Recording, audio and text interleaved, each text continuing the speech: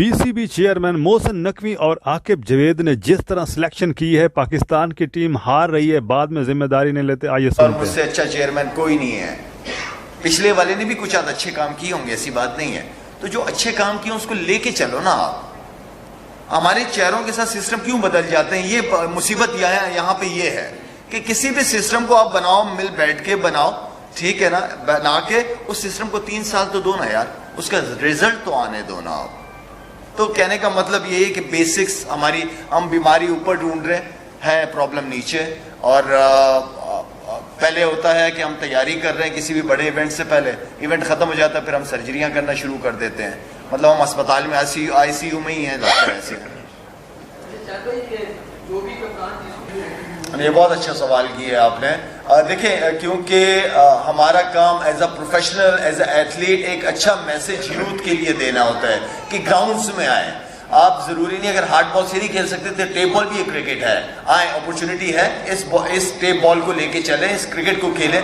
तो हमारा मेन मकसद यह है कि क्रिकेट करा के एंड देन क्राउड को, फैमिलीज को ग्राउंड तक लेके आना, ये सबसे बड़ी अचीवमेंट होती है किसी भी अच्छी लीग के लिए।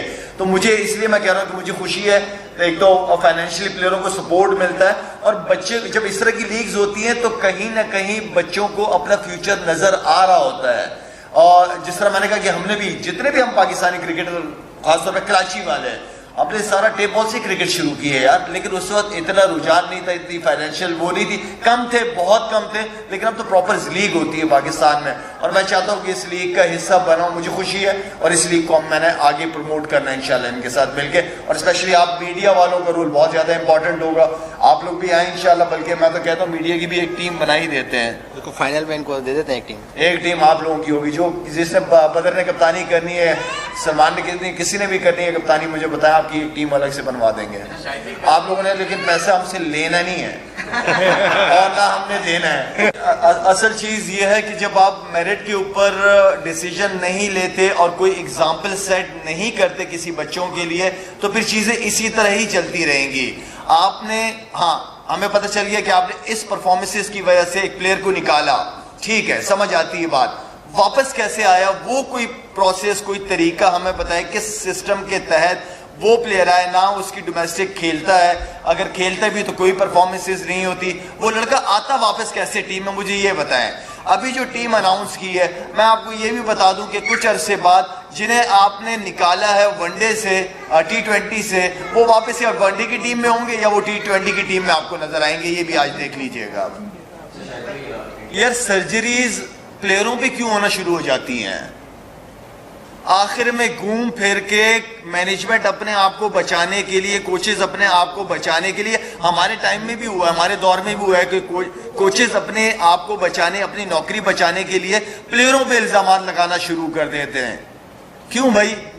आप क्या इतने तगड़े नहीं हो कि अपने ऊपर बर्दाश्त कर सको, ले सको कि यार मेरी वजह से ये हुआ है? तो ये एक बड़ा, मैं समझता हूँ कि क्रिकेट का एक बहुत ज्यादा नुकसान होता है इससे, प्लेयर्स के लिए बहुत नुकसान है कि आप ब्लेम गेम, जब आप जीतते हो तो मैं सारा क्रेडिट मैं ले जाऊं, जब हार जाओ तो मुझे सामने वाला नजर आना शुरू हो जाता है। तो ये गलत है।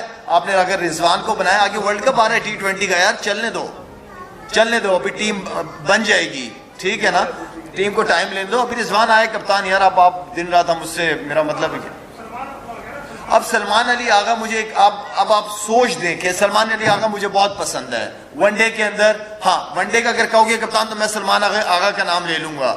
अब T20 के अंदर एक कप्तान आपने ऐसा बना दिया जिसकी अपना स्ट्राइक रेट 79 का है, तो 79 के स्ट्राइक रेट को आप कैसे कप्तान बना रहे हो? वो दूसरों के लिए क्या एग्जाम्पल सेट करेगा कि कितना तेज खेलना है उन्होंने?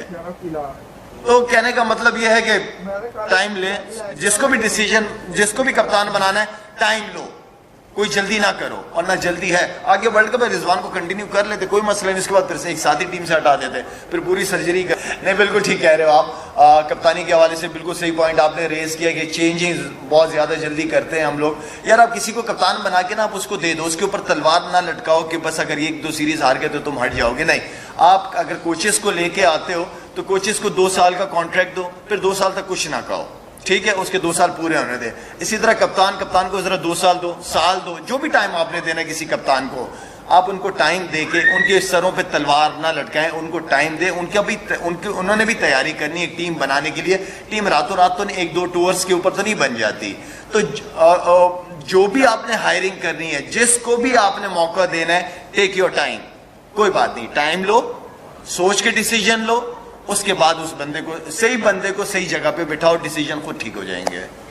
ब्रदर, एक बात याद रखिएगा कि किसी भी काम करने के लिए अगर आपका अंदर, ये जो अंदर है ना, रूह कह लो, ज़मीर कह लो, अगर ये ठीक नहीं है आपकी नीयत, कसम से आपका कोई फैसला ठीक हो ही नहीं सकता। आप अपनी नीयत को ठीक करो। आपको मैं बाहर से तो नजर आ रहा हूं, अंदर से नजर नहीं आ रहा। अंदर वाला सिर्फ हाल ऊपर वाले को पता है, फैसले ऊपर से आते हैं। अपनी नीयत ठीक करो, सारे काम पॉसिबल है, सब कुछ ठीक हो जाएगा। बात यह है कि सिस्टम तो होते हैं, सिस्टम को चलने नहीं देते ना। जो नया चेहरा आता है वो समझता है कि मैं सब कुछ ठीक कर दूंगा और मुझसे अच्छा चेयरमैन कोई नहीं है।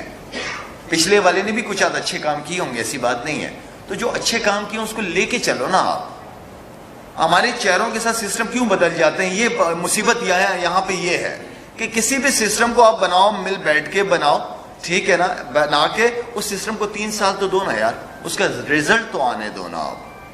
तो कहने का मतलब ये है कि बेसिक्स हमारी, हम बीमारी ऊपर ढूंढ रहे हैं, प्रॉब्लम नीचे। और पहले होता है कि हम तैयारी कर रहे हैं